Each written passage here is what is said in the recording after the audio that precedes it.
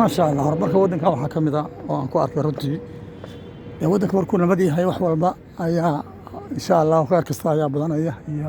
ganacsiga iyo wax walba diyaaradaha kaliya oo soo dega waxaan ku qiyaasay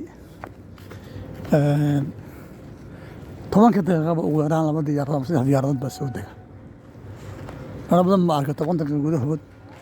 iyadoo 3 diyaaradood ay degatay ama duushay marka maxaad ku qiyaasi kartaa marka halkii saac maxaad ku qiyaasi kartaa maalintii habeenkii inta degatay inta duushay iyo inta loo shaqeeyo yani wax caadi ma aha waxaana keenaya